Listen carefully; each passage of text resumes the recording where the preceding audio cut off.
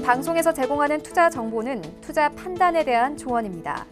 방송에서 제공하는 주식의 가치, 가격 상승 및 가격 하락에 대해서는 방송사에서 보장하지 않습니다.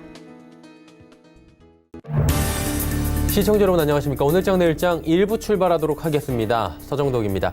쿼드러플 위칭데이입니다. 올 들어 첫 번째 맞는 선물 옵션 동시 만기일인데요. 일단 장중 변동성이 아주 강하다고 볼 수는 없을 정도로 지금 움직임은 있습니다. 그런데 지난해 쿼드러플 위칭데이와 비교하다면 무난한 수준으로 아직까지는 움직입니다. 그런데 이제 동시효과까지 가봐야 아는 부분이기 때문에 섣부르게 지금 단정할 수는 없는 상황이고요.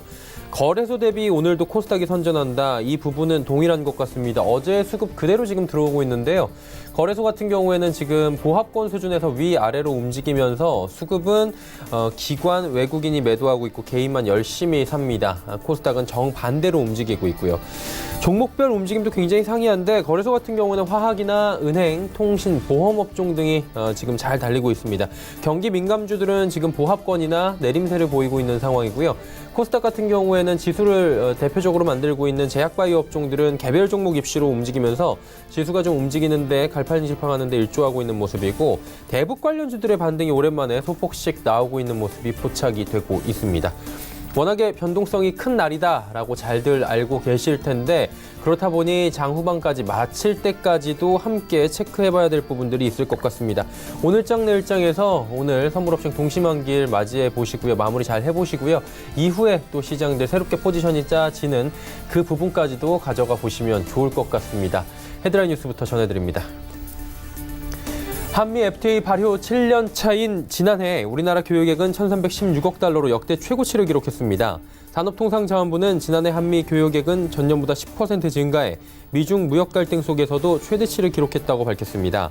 미국 수출은 727억 달러, 82조 원으로 전년보다 6% 증가했고 반도체와 석유 제품, 건설 기계 등이 증가를 이끌었습니다. 플러스와 위모빌리티, 위치모빌리티 등 카풀 스타트업 3사는 출퇴근 시간의 한정에 카풀을 허용하는 내용의 사회적 대타협 기구 합의안을 정면으로 비판했습니다. 이들은 이번 합의에 대해 신규 업체의 시장짐을 맡는 대기업과 기득권끼리 합의라며 제2벤처붐을 일으키겠다는 문재인 대통령과 정부의 뜻에 정면으로 역행한다고 비판했습니다. 도널드 트럼프 미국 대통령은 김정은 북한 국무위원장과의 관계를 재차 강조하며 동창리 미사일 발사장 복구 움직임에 대한 추가 언급은 피했습니다. 트럼프 대통령은 백악관에서 기자들이 북한에 대한 최신 정보가 있느냐고 묻자 없다며 아주 좋은 관계라고만 답했습니다. 영국 하원이 아무런 합의 없이 유럽연합, EU를 탈퇴하는 이른바 노딜 브렉시트를 거부키로 했습니다. 하원이 선택한 수정안은 하원은 어떤 경우에도 영국이 탈퇴 협정 및 미래 관계 정치 선언 없이 EU를 떠나는 것을 거부한다는 내용입니다. 앞서 테레사 메이 총리는 전날 열린 제2승인 투표에서 브렉시트 합의안이 또다시 부결되자 이날 노딜 브렉시트 승인 여부를 하원 표결에 붙이겠다고 밝힌 바 있습니다. 증시 흐름 이어갑니다.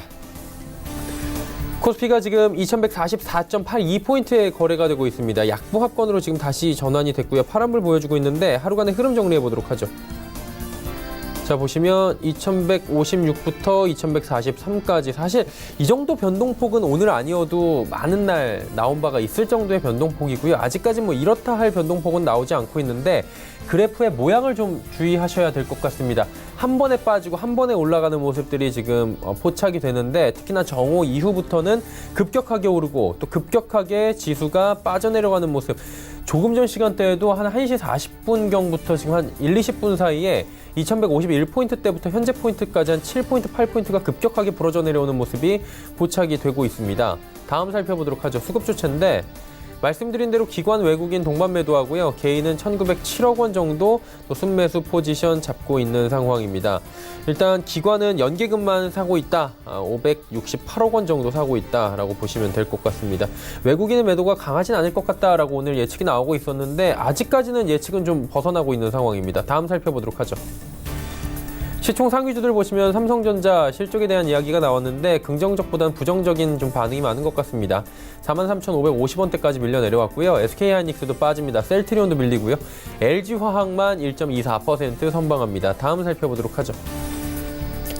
자, 다음 보시면 현대차가 무려 4% 급락이고요. 삼성바이오로직스도 어느새 주가는 35만 원대까지 밀렸습니다. 한국전력, 강보합권, 포스코와 네이버도 빠집니다. 네이버 13만 원이 지금 이탈이 된 모습 확인이 됩니다. 다음 살펴보도록 하죠. LG생활건강부터 SK텔레콤까지는 모두 빨간불입니다. 그리고 현대모비스가 20만 원이 또 이탈이 되는 모습 포착이 됩니다. 다음 살펴보도록 하죠.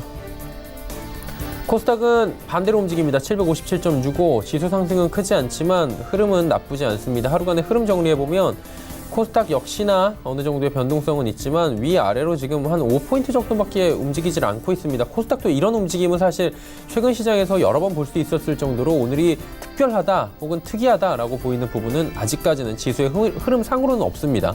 수급 주체 만나보도록 하죠. 보시면 기관 외국인의 쌍끌이 매수가 들어오고 있고요. 어제와 동일합니다. 기관 전주체가 골고루 매수하면서 시장 끌어올리고 있는 주체는 기관입니다. 그리고 개인은 오늘도 시장에서 오르는 상승장에서 차익 실현 매물들 그동안 그리고 청산 물량들 쏟아내고 있는 상황입니다. 다음 살펴볼까요? 셀트리온차 들어가면 오늘 조금 고전을 합니다. 그리고 CJENM도 어제 상승 이후에 오늘 좀 고전하는 모습이고요. 바이로메드가 그동안 워낙에 급하게 좀 올라왔습니다. 임상 3상에 대한 기대감, 7월에 얘기가 나오고 있는데 벌써부터 기대감이 올라오면서 31만 원대까지 신고가 찍으면서 어제 올라왔는데 오늘은 좀 장중에 빨간불도 보여주긴 했지만 결국에는 차익 실현 매물들이 쏟아져 나옵니다. 신라젠 어제 급락했는데 오늘은 다시금 반등이 좀 나오지만 반등 수준은 좀 미미하고요. 포스코캠텍 강보합입니다. 다음 살펴보도록 하죠.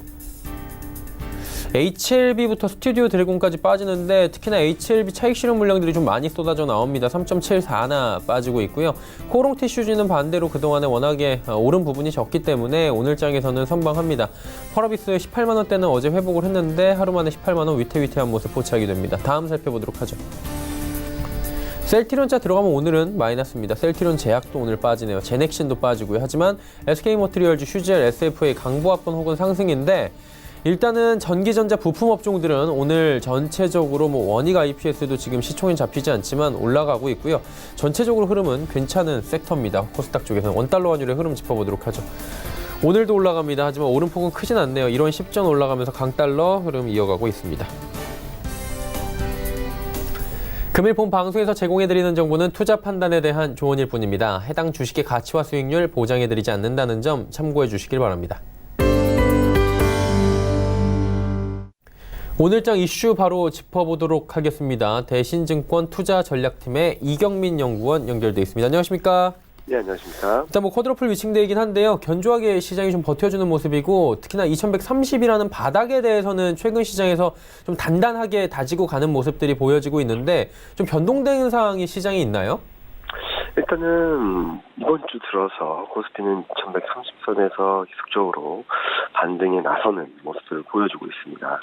3월 초만 하더라도 기대감으로 올라왔던 증시가 좀 현실을 인식하고 어떻게 보면은 기대감이 더 좋아질 것인가라는 부분들에 대한 경제 심리가 조정을 야기했다면, 이와 더불어서 반도체 업황에 대한 불안감이 조정을 야기했다면, 코스피 12개월 포워드 PER 10배, 그리고 60일 이동 평균선이 위치한 2130선에서는 급락에 제동이 걸렸다라고 보는 게 맞을 것 같습니다. 이와 맞물린 변화들을 보면은 일단은 3월 11일 OECD 경기 선행지수가 한국은 상승 반전에 성공했습니다. 그리고 과거치까지 이렇게 좀 변동된 내용들을 보면은 2개월 연속 개선되는 모습들을 보였거든요. 이런 부분들은 경기에 대한 불안감들을 조금 잡아주는 변수다라고 보고 있고요. 이와 더불어서 최근 미국 반도체 IT 기업들에 대한 투자 의견 상향, 목표 주가 상향 소식들이 전해지면서 반도체와 IT 업황에 대한 불확실성도 좀 일단락되고 좀 제어되는 모습을 보여주고 있습니다. 3월 초부터 3월 초 시장이 연이은 하락세를 보였던 가운데 보였던 좀 불안감들이 좀 많이 완화되고 제어되면서 61선, 수급선이라고 하는 이동평균선 그에서는 좀 낙폭이 제한되고 반등 시도를 이어가고 있는 모습으로 생각을 하고 있습니다. 그런데 지금 바닥은 공고하게 다지고 있는데 또 마찬가지로 상단에 대한 지금 폭도 굉장히 적습니다. 제한적으로 움직이고 있는데 이 부분도 이유가 다 있겠죠? 네, 일단은 브렉시트 이슈 그리고 북미 관계에 대한 불안감들이 원달러 환율에 대한 변동성을 좀 높이는 변수가 되고 있다라고 생각을 합니다. 어제 미국 증시가 강했지만 오늘 장중 코스피가 한번 급등하고 있는 이유들을 보면은 일단 외국인 수급이 좀 취약한 모습들을 보여주고 있거든요. 최근 한국 코스피 거래 대금을 한번 보시면은 지금은 5조를 넘기 힘들 정도로 거래가 많이 위축된 상황에서 외국인 수급 매매, 외국인 매매 패턴에 따라서 장중 폭락이 굉장히 크게 나타나고 있습니다. 그 이면에는 아마 원달러 환율이 있을 것 같은데요. 오늘도 보시면은 원달러 환율이 장 초반에는 1130원대로 가다가 장 후반으로 들어가면서 상승 반전 1134원까지 오른 모습을 보이고 있습니다. 이와 맞물려서 쿼드러플 위침대에 따른 매물 경기 심리도 어제에 이어서 오늘까지 코스피 수급을 좀 부담으로 다가오고 있다라고 생각을 합니다. 결론적으로 말씀드리면 환율 그리고 수급 불안이 코스피 발목을 잡고 있다라고 보고 있고요. 이런 부분들은 코스닥 시장이 최근 강한 모습을 보이는 데에서도 쿼드러플 위침대에 대한 부담감들을 일정 부분 읽을 수 있는 부분이 아닌가라는 생각을 하고 있습니다. 따라서 오늘 쿼드러플 위침대 이후 내일부터 코스피 시장에서의 외국인 수급 매매 패턴에 조금은 주목해볼 필요가 있다라고 생각을 합니다. 자, 그렇다면 이제 향후에 좀 관심을 갖고 지켜볼 만한 업종을 선별하는 게 우선일 것 같은데요. 제한적이다 보니까요. 어떤 업종이 괜찮아 보이십니까? 최근 시장 흐름은 1월부터 시장이 1, 2, 3월 올해 올라오는 흐름 그리고 시장이 조정받는 과정들을 보면 철저하게 수렴매가 계속되고 있다고 보시면 될 것 같습니다. 추세가 결정되었다기보다는 기술적 반등 국면이라는 점을 감안해 봤을 때 전형적인 순환매 장세가 이어지고 있다라고 말씀을 드릴 수 있겠는데요. 1월 달에 반등한 종목을 보면 10월, 11월 좀 낙폭이 컸던 업종들, 2월 달에 반등한 업종은 1월 달에 부진했던 업종들, 그리고 3월 달 시장이 좀 조정을 받는 국면에서 상대적으로 강세를 보인 업종들을 보면은 1월, 2월 달에 소외받았던 매수주, 중국 소비 관련주들이 유지였거든요. 이런 과정에서 본다면 단기 가격 메리트가 부각될 수 있는 업종으로는 IT, 그중에서 반도체, IT 하드웨어, 그리고 소재 산업재 쪽에서는 철강, 기계, 화학 쪽, 그리고 금융업종 내에서는 은행과 증권업종이 우선적으로 관심을 보여야 될 업종으로 생각을 합니다. 이런 업종은 단기 가격 메리트가 유효하고 미중 무역 협상이라든지 중국의 추가적인 경기 부양책들이 나오게 된다면 아마도 가격 메리트가 다시 부각될 수 있는, 주목받을 수 있는 환경이 만들어질 것이다라고 보고 있고요. 은행업종 같은 경우는 최근 시장이 올라오는 과정에서 철저히 소외된 업종 중 하나인데 3월 FOMC 전후로 금리가 최고금리가 단기적으로 좀 많이 눌린 데 따른 되돌림 과정이 나타난다면 아마도 은행업종도 한번 주목을 받을 수 있는 시점이 되었다라고 생각을 하고 있습니다. 네, 알겠습니다. 향후에 관심 갖고 지켜볼 만한 업종까지 자세히 이야기 들어봤습니다. 오늘 말씀 여기까지 듣겠습니다. 고맙습니다. 네, 감사합니다. 대신증권 투자전략팀의 이경민 연구원과 함께했습니다. 이슈 칼럼 이어집니다.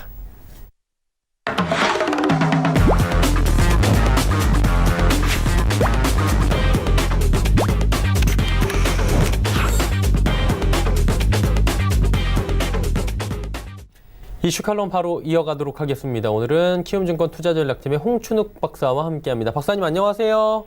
네, 안녕하십니까? 예, 미국 쪽부터 여쭤볼 텐데 미국이 좀 휘청했던 게 고용지표가 굉장히 부진하게 나오면서 휘청했다라는 이야기가 있더라고요. 고용지표 관련해서 좀 이야기 좀 들어볼까요? 네, 미국의 고용지표의 중요성에 대해서는 적어도 금융시장의 참가자들 중에 모르시는 분들은 없지 않을까 그렇게 생각되는데요. 일단 과거의 역사적인 흐름들을 한번 이렇게 살펴보면 미국의 고용지표들이 악화되던 시기에 특히 미국의 비농업 부문 신규 취업자 수라고 하죠. 넘판 페이롤이라고 불리는 중요한 지표가 있는데 이 지표가 전월에 비해서 감소하거나 혹은 증가세가 둔화되는 모습들을 보이게 될 때마다 그게 경기 둔화의 신호탄으로 작용을 했던 경우들이 되게 많았습니다. 이걸 이제 저희들은 오쿠네 법칙이라고 하는데요. 한마디로 말해서 경제 성장의 탄력이 둔화될 때마다 고용이 악화되고 또 고용이 악화되는 시기는 지나고 보면 경기 둔화의 시기였던. 그래서 경제 지표들 중에서도 고용 지표에 대해서 관심을 많이 가지는 이유가 이게 아주 중요한 경기 판단의 잣대 역할을 해준다. 감히 이렇게 좀 말씀을 드릴 수가 있는데요. 이제 문제가 지난 2월 지난주 말에 발표된 미국의 2월 미국 비농업 부문 신규 취업자 수가 단 2만 명에 그쳤다라는 겁니다. 물론 뭐 가끔 이런 일들은 있어 왔습니다. 뭐 셧다운 이슈가 있었다든가 또는 뭐 그 일시적인 어떤 그 종사원들 특히 정부 쪽에서의 인구 센서스 데이터라든가 이런 것들을 집계하기 위해서 일시적으로 고용이 늘었다가 다음 달에 해고되는 경우에 이게 아무래도 고용의 충격들이 발생하는 경우는 있기 때문에 이걸 모두 뭐 이렇게 최근에 발생했던 미국의 고용 쇼크를 절대적인 중요성을 부여할까지는 아직 없어 보입니다만 적어도 최근에 잘 움직이고 있고 긍정적인 방향으로 움직여 나가고 있던 미국의 비농업 부문 신규 취업자 수가 상당히 브레이크가 걸렸다라는 건 분명한 사실이다. 이렇게 볼 수 있겠습니다.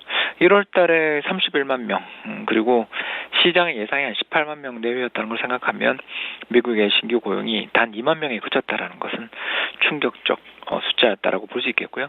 이런 요인들을 생각해 보면 뭐 이제 긍정적으로 본다면 미 연준이 이렇게 미국의 고용 지표들이 부진한 모습을 보이고 있는데 감히 금리를 올리겠냐? 이제 곧 열리게 되는 FOMC 회의에서 이 점도표들을 하향 조정하고 올해 정책 금리를 인상하지 않는 방향으로 가지 않겠느냐? 이렇게 좀 이제 긍정적으로도 생각해 볼 수 있는 거고요. 근데 이제 좀 나쁘게 부정적인 방향으로 우리가 좀 걱정을 해본다라면 야 이거 이러다가 경기 둔화가 정말 본격화되는 시기가 출현하게 되면 우리처럼 수출로 먹고 사는 특히 최근 들어 우리나라 수출 탄력도 둔화돼 있는데 이렇게 선진국 경기 나빠지게 되면 이거 정말 큰일 나는 거 아닌가에 대한 그런 걱정들까지도 함께 해볼 수 있는 그런 여건이다 이렇게 말씀을 드릴 수가 있겠습니다. 네, 이게 잘 보면 불황이 시작될 때마다 고용이 악화된 건지 고용이 악화되면서 불황이 시작된 건 모르겠지만 이 두 개가 같이 간다라는 이야기들은 뭐 학계에서 많이 나오지 않습니까? 심각한 상황 아닙니까 지금? 네, 뭐 그렇게도 볼 수 있는 거죠. 네. 실제로 이제 미국의 여러 가지 경제 지표들을 저희들이 쳐다보는 이유가 원체 미국 쪽에서 발생을 하고 있는 이런 경기의 변동들이 우리를 비롯한 세계 경제에 너무나 큰 영향을 미치기 때문이라는 걸 뭐 부인하실 분들은 없을 겁니다. 그러긴 차에 최근 미국 세인트루이스 연은에서 발표한 보고서가 아주 재밌는 보고서가 하나 있는데 바로 Predicting Recessions라고 해서 결국 미래에 다가오게 될 경기 불황을 예고하는데 어떤 지표가 더 정확한가에 대해서 한번 살펴본 그런 보고서가 있습니다. 뭐 가장 유명한 경기 판단의 예고 지표 또는 예측 지표라고 하면 바로 수익률 곡선의 역전 현상이 될 텐데요. 여기서 이제 수익률 곡선이랑 장기금리 빼기 단기금리를 했을 때 이게 이제 마이너스를 다시 말해서 만기가 긴 채권임에도 불구하고 만기가 짧은 채권보다 금리가 낮았다. 이런 일들이 벌어지게 되는 경우에는 상당히 심각한 문제가 생길 수가 있는 거겠죠. 이런 측면에서 본다면 수익률 곡선의 역전 현상들은 이 경기 둔화를 예고하는 아주 중요한 지표로서 많이 간주를 되어 왔고요. 그런데 이제 미국의 세인트루이스 연은에서는 그 지표도 좋지만 사실 그보다 더 경기의 둔화를 잘 예측하는 지표가 하나 더 있지 않습니까? 라는 그런 문제제기를 하는 것이죠. 그게 바로 신규 주택 착공, 즉 하우징 스타트가 되겠습니다. 물론 이제 신규 주택 착공을 어떻게 판단하느냐 여러 가지 방법을 통해서 이제 판단할 수 있겠지만 이 세인트루이스 연은의 이코노미스트들은 지난 4달 동안의 누적적인 데이터 대비해서 지금 최근에 어떻게 움직이는지를 한번 보자라는 것입니다. 결국 지난 한 달의 변화는 굉장히 큰 변화가 있을 수 있으니까 지난 4달 동안에 합쳐져 있는 누적적인 어떤 신규 주택 착공의 데이터가 그간 어떤 방향으로 움직이는지를 점검해 보면 경기 둔화가 발생하는 경우에 이를 즉각적으로 우리가 발견하고 찾아낼 수 있는 그런 상황이 올 수 있지 않느냐 이렇게 이야기하면서 이 지표들을 만들었는데 실제로 보시면 그 3개월이나 6개월 뒤에 찾아오게 될 불황을 미리 예측하는 그러니까 눈앞에 다가와 있는 불황을 예측하는 데 있어서는 미국의 장단기 금리 차보다 오히려 신규 주택 착공의 흐름이 더 정확할 수도 있다. 다시 말해서 미국의 비농업 부문 신규 취업자 수가 상당히 좀 부진한 상황인데 이 부진이 앞으로 계속될 것인지 아닌지를 판단하기 위해서는 믿을 만한 선행 지표들을 찾아봐야 되고 그 믿을 만한 선행 지표 중에서 가장 좀 중요하게 생각되는 것은 장단기 금리 차도 있지만 그게 아니라 바로 신규 주택 착공 통계가 훨씬 더 강한 정확성들을 가지고 있다. 예를 들어서 3개월 뒤에 불황의 출현에 대해서 예고를 하는 그런 측면에서 놓고 본다면 장단기 금리차 같은 경우는 예측의 정확성이 한 20% 정도 내외로 상당히 낮은 편에 속하지만 반대로 신규 주택 착공의 급격한 감소세가 4달째 이어진다거나 그런 일이 벌어질 때는 대략 50% 이상의 확률로 불황이 찾아오더라. 따라서 그것만 보지 말고 즉 미국의 신규 고용이 어떻게 움직였는지 또는 장단기 금리차 어떻게 움직였는지도 중요하지만 그뿐만 아니라 경제의 흐름들을 좌우하는 데 있어서 신뢰할 만한 선행지표를 할 수 있는 신규 주택 착공 흐름도 한번 같이 살펴보자. 이런 아이디어를 좀 가지고 보고서를 썼다고 볼 수 있겠습니다. 구체적으로 조금만 더 여쭤보고 싶은데 구체적으로 왜 그런 건지에 대한 설명을 좀 들어볼 수 있나요?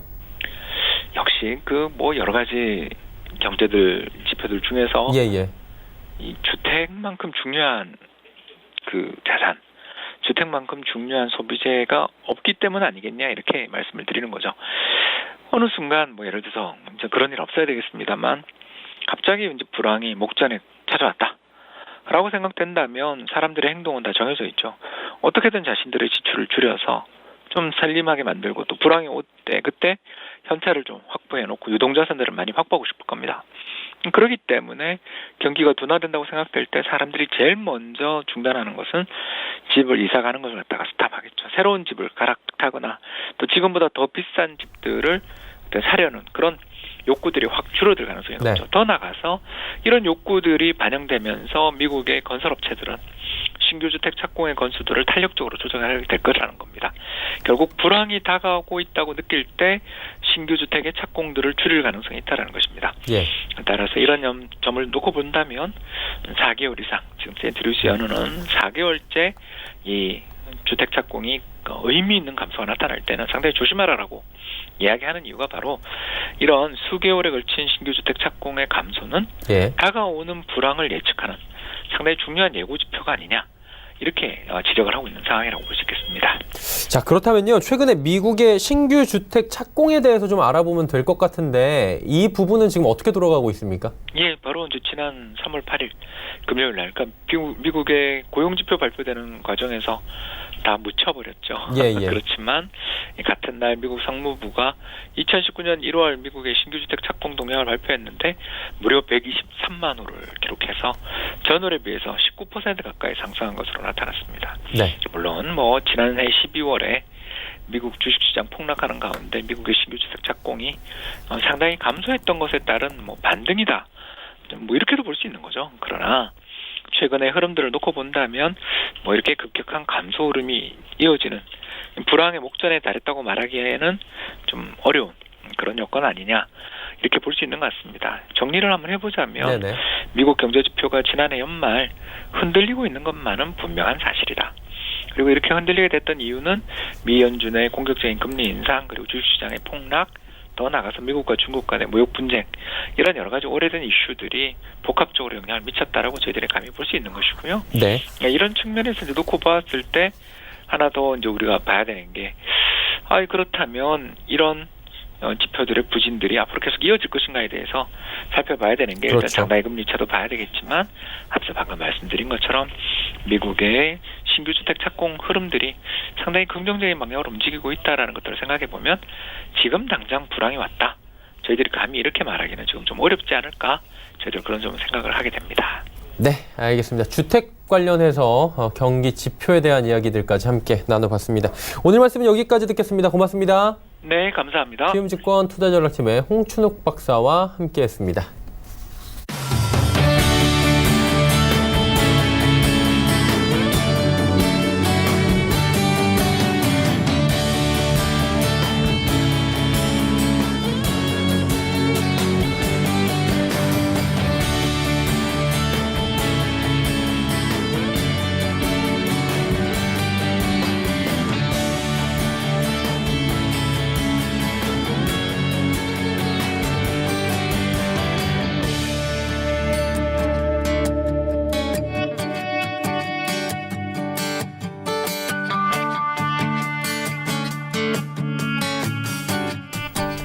오늘장 내일장 1부 함께 하셨습니다. 잠시 뒤 2부에는 두 분의 전문가와 함께 다양한 종목 짚어보고요. 종목 상담까지 이어가는 시간 레벨업 트레이딩 타임 시간이 준비가 돼 있습니다. 2부에서 뵙겠습니다. 고맙습니다.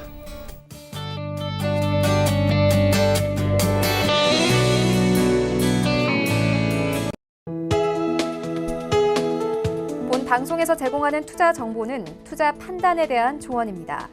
방송에서 제공하는 주식의 가치, 가격 상승 및 가격 하락에 대해서는 방송사에서 보장하지 않습니다.